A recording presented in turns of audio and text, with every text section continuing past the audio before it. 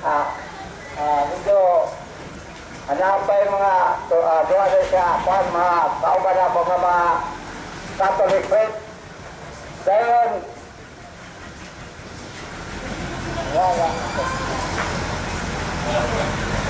ayaw ito magsusulang. Ang taon naman itong pawalihon din si Juanito, sa Tarubuana naman din. Ano na lang ito sa kauban na mo sa Catholic faith defender na ito. Si Nicholai, ang atong mag-iitan o pagtanong gamay kayo, sige salamat kayo donation ha. Si Nicholai alang sa pagtulong ang Katoliko, Brad Nicholai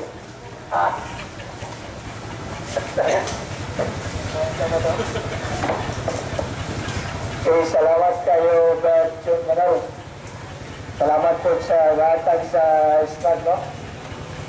Salamat sa mo ang tayong gitika. Okay, mayong hapon dahil sa tanan, no? Nagpaminaw dito sa Pittsburgh alang sa Bible Exposition sa matag-adlaw nga Bernes.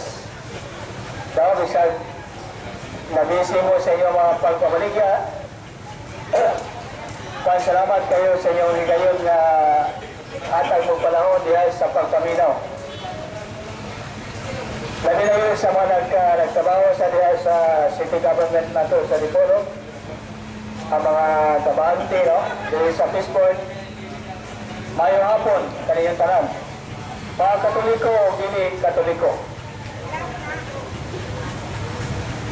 Ang tema na ako ipamit gayon bahin aning pagila sa tinuon nga iglesia, the mark of the true church.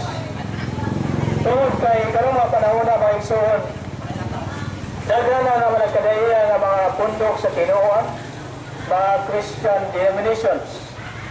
So, around mga 44,000 na ka mga Christian denomination. Huwag labot na mga sa Muslim, sa mga Buddhist, mga Hindu, no? Sa mga non-Christian. Sa mga Christian denomination lang, mga 44,000 na membro ni o narehistro mismo sa Securities and Exchange Commission. Pero ganing kuha, naman po'y pangutana ko. Nga naman ang simbahan nga Romano Katoliko, wala man narehistro sa Securities and Exchange Commission. Mahimo daw nga talaan kulurom ang simbahan. Tungkol kaya wala nagpamembro sa gobyerno, wala nagpamembro sa Securities and Exchange Commission. Pero timana natin maigsoon nga ang simbahan nga Romano Katoliko na sa wala pa ang Securities and Exchange Commission. No?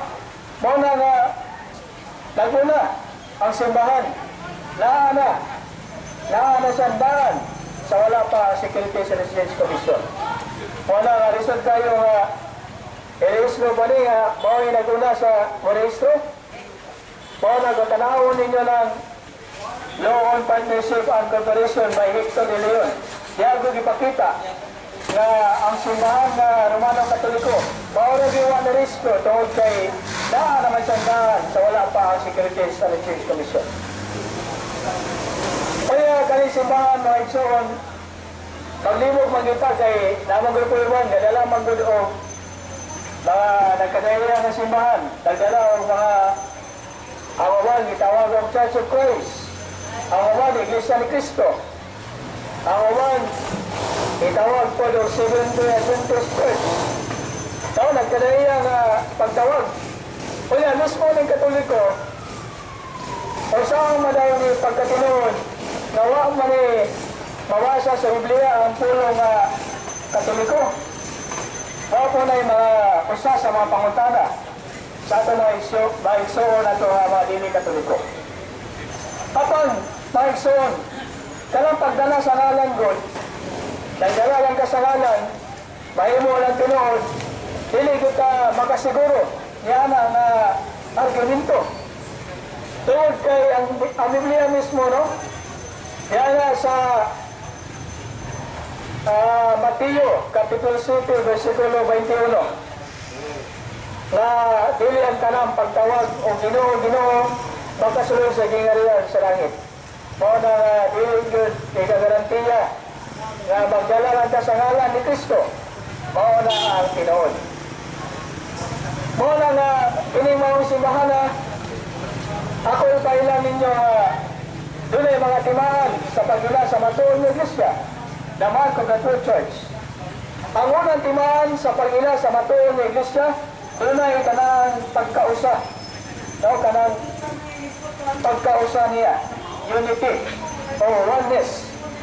Wala basa na ito sa Mateo Kapitulo 16, versikulo 18. Nandino na nga itong Ginoo Kristo nga ikaw si Pedro, ang nining ibabang bato, tuturon ko ang akong iglesia.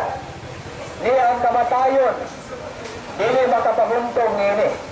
Mao na nga ang iglesia na gitukod sa itong Ginoo sa rayod. Usa lamang ka iglesia. Tuturon ko ang akong iglesia. Dili, walay mabasa na ito nga puno nga ang akong mga iglesia. Mana nga usa, doon ay pagka-usa, oneness. Panaanayin nga timaan sa pagila sa matuon ng iglesia, tao ang iyang pagkabalaan, pagkahuli, no? Tungod kay ang mga simbahan, lamang itawag kini o doon ay pagkabalaan, tungod kay ang gatungkod ani, ang atong Ginoo Kristo. O ang atong Ginoo Kristo, usaman kabalaan. Mao na nga ang simbahan nga Romano Katoliko gitawag man niyo kanang dunay kana dito sa tribo na to.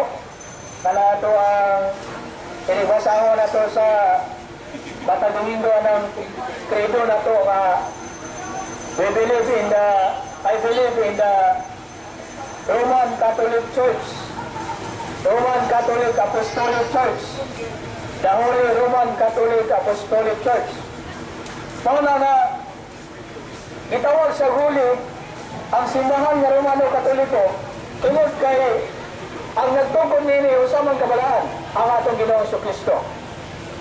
Mao na nga doon ako pangutana nga Brad, ang simbahan nga Romano Katoliko nalong tao mo managhuli, the Holy Roman Catholic Church nga mismo ng Katoliko.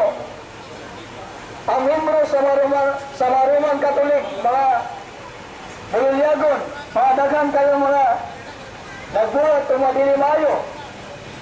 Labi na diya sa bulangan. Dahil sa Pisuan, daghang mga Katoliko diya. Pasawa mong pagkahuli sa Roman Catholic Church. Ako may isuon.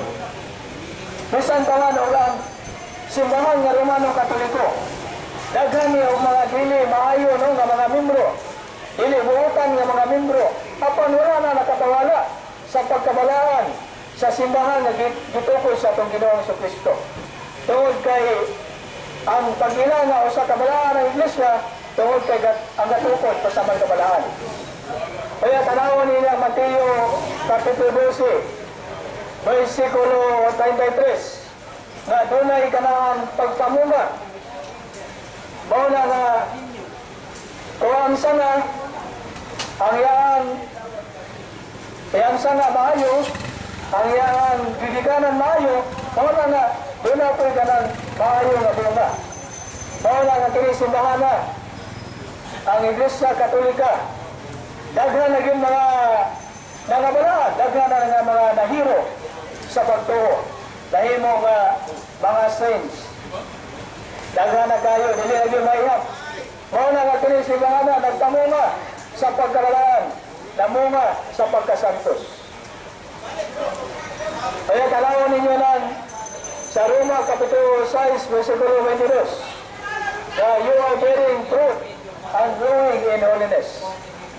Mao na nga dunay bunga sa pagkabalaan. Kanya ang lain nga timaan sa pagila sa matuon nga iglesia o simbahan, ang naay pagka-apostolika. Lalo man dunay timaan sa pagka-apostolika o apostolik. Tungod kay ato matanawon yun na dagikan gini sa apostoles, mga apostoles. Kaya tanawon ni ng Efeso Kapitulo 2, versikulo 20, na you are the house whose foundations are the apostles and prophets, and whose cornerstone is Christ Jesus. Mauna nga pundasyon nagpo sa mga apostoles. Mauna nga ang pundasyon o nahimo nga sugaranan mga apostoles. Mauna nga kana si St. Peter, ila na una na pangulo sa iglesia, una na pangulo sa iglesia Katolika, usama na siya ka apostoles. St. Peter, usa ka apostoles sa atong Ginoong Kristo, ila na usa ka unang pangulo sa simbahan o unang Santo Papa. Tungod kay naila siya nga Santo Papa sa iyang pagkapangulo, isip nga puli ni Kristo, Vicar of Christ. Kung na kani simbahan ni Ginoong Kristo, pagpadayon gini.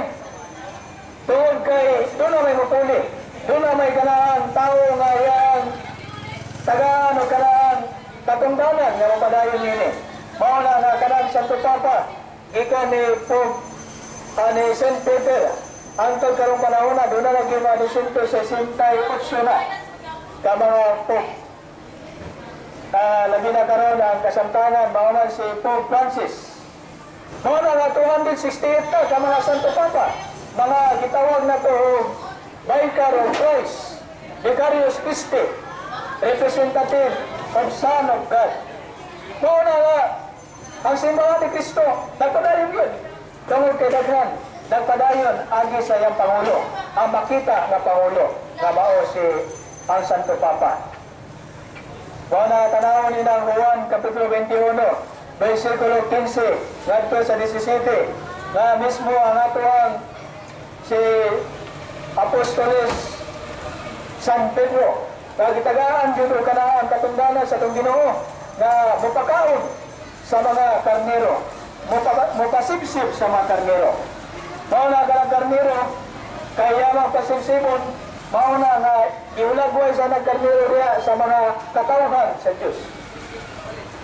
O niya, tanawan na ito po ng gitawag dito o history. Na nato mabasa sa Ancient Medieval History, page 236, na paramount among these offices is the position which was first entrusted to St. Peter. He was to be the rock upon which the church is built. Mauna nga naagos tagaan yung posisyon si St. Peter, isip nga unang Santo Papa o Holy Father. Tungod kay nanong gitawag o Holy Father, tungod kay ang trabaho niya diliman ginawatan nga trabaho, balaanon man. Mauna nga nahimo siya amahan diya sa pagwali sa mayong balita. Holy Father. Kaya tanaw na ito ang laing timaan, mga igsoon, sa pagina sa matuon ng simbahan o iglesia, mao ang pagka-makailapon, katolika. Kaya pagka-makailapon, mao ginatangan mo sa itong Ginoong Kristo na sa Mateo, Kapitulo 28, versikulo 19, tama sa 20. Na panglakaw ka mo sa tibok kalibutan o giwali sa tanang katawhan. Mauna kalamuton sa itong Ginoo na mawali gud mahimong magpakailapon ang iyang simbahan. Mauna gitawag sa dahil pagkakatolika. Kanang Catholic English word mo na gikan sa kanang Grigo na katahulos na which means universal o sa Binisaya pa makailapon. Mauna nga simbahan gikan dito sa pagsugod, pagtukod sa Jerusalem. Naana sa atuang kasaysayan, gitukod sa Jerusalem. Nakabasa na ito sa mga nagkadaya na referensya. Dili sa World History by Webster, page 111, World History by Orion, page 138, na ang simbahan ng Roman Catholic Church is founded by our Lord Jesus Christ dito sa Jerusalem. At tanawan ninyo ng mga Glorial Encyclopedia na ang simbahan ng Romano Katoliko itukod dito sa Jerusalem. Kaya ano man ang Roman Catholic Church, ang sentro sa pagtuo na himo ng nasa Roma, tungod kay wa man ituuin dito sa Roma, o dito sa protection, dito sa Jerusalem. Muna nga gidala ni nga sa Roma. Muna ang Roma na nahimong sentro. Muna na sa buhat 23:11 na naging na ato ang Ginoong Kristo na ato ang Pablo. Ingo nga nagsaksi ka dito sa Jerusalem. Magsaksi sa kanako dito sa Roma. Muna nga Roma, Kapitulo 1, versikulo 7, dito sa 8. Nag-ingon dito nga ang pagtuo sa taga-Roma, ni Kailap sa tibuok kalibutan. Muna ang gitawag ng Roman Catholic Church. Kaya kayo Roma, dahil magpapagutan niya ni mga isuon nga ang Roma, pagano mga, ang pagano mga nga dagang mga dautan ang gitamuan, tinuod, ang Roma kaniyadto, dahil mo napuno sa mga kadautan, apan karon dili na kadautan tungkol kay Kristiyano naman ang Roma. Muna nga dunay pagan Rome o kanang Christian Rome, nga karon ang gipanguluhan sa ni Pope Francis, mao naman Kristiyano naman kadugan naman na Kristiyano ng Roma. Mao na nga dahil mo na sentro sa Christianity sa tibuok kalibutan ang Roman Catholic Church. Pagtalawon ninyo ng history, mao na nga karang history mo isuon ilahang lang yung basa tana tungkol kay ningon pa si St. John Newman, usa ka former Protestant nga nahimo ng kardinal sa simbahan ng Roman Catholic. Kay ingon pa niya nga if you read the history, you will be ceased to be a Protestant. Kung mabasa ka kasaysayan, mundag na ginay mong pag-Protestante, kay tanuman, mabalik naman ka sa simbahan nga kanaag yung matrace nato sa kasaysayan nga mao ang Iglesia Katolika, Apostolika, Romana. Mao na nga naay pagkaruman tungod kay ang Roma nahimo namang sinto sa pagtulunan sa simbahan sa atong Ginoong Kristo. Mao na nga atong Santo Papa na ginas Vatican na kasi sa Roma, no, the Vatican City. Mao na nga ang Roma, ang Roman Catholic Church nahimo nga sentro sa Christianity sa tibuok kalibutan. Mao na nga magpagila sa matong nga iglesia, dunay pagkausa, pagkabayaan, o kanaang pagka-apostolika, o ang pagka-Romana o Katolika. Nano mga gingana na, tungod kay nganong gitawag na ito Roman Catholic Church, kaya naamang ko mga simbahan karong mga igsoon, na gatawag po doon ka ng Katolik, gagamit po sa pulong ng Katolik, na ay gitawag ko ka na ang Anglican Catholic Church, kaya ang mga atong mga igsoon sa Philippine Independent Catholic Church. Pero hindi na pareha sa iglesia na Roman Catholic Church, lahina. Kana mga Philippine Independent Catholic Church, mga Anglican Catholic Church, lain po na may nagdala na. Lain may nagdala, dili na mao ang Roman Catholic Church. Kaya ang Roman Catholic Church, pinaagi sa history, tinukod sa itong Ginoong Kristo. Mao na nga naagi kasaysayan. Kaya kung makita ninyo sa kasaysayan, kaya ang uban nga simbahan karon tinukod lamang ang mga tao na tigo lang magbasa-basa Biblia, nagtukod na ang simbahan. Kaya naamang ko'y mabasa na yun nila na ay naamang yung simbahan na bawala ng simbahan ni Cristo na gamit-gamit pang mga pulong sa Biblia. Walang balikon ako na ang pagila sa matuod ng Iglesia o the mark of the true church na ay pagkausa, na ay kanayang pagkabalaan, pagkakatolika, pagkaromana, o pagka-apostolika. Wala mga igsoon, kung ang simbahan nga wala kadala anang maong marka, maila nato, na kanang simbahan na, pag-ulang na tukod, kanang simbahan na, di nato masiguro na tinukod sa itong Ginoong Jesucristo. Wala dinalang ko tutom, wala lang ko ka site of Biblia dili, no, kay dalimtan na Hindi dali ang tanong diri. Pero ang akong gibasa, lagi na sa Biblia, tanan, no? Nakatalag sa Biblia. Mga na katong mga Katoliko na to, na naglibog pa, kaya na mo paglibog kay ang Ginoo hatag ninyo o paglinaw ninyo karon. Salamat o mayong hapon kaya itong tanan. Salamat po, Batyon, malam. Okay, so nato si Brad Nicholai, basta ka Catholic Faith Defenders sa Dipolog, kauban nato. Kauban na mo ni Brad Veritas.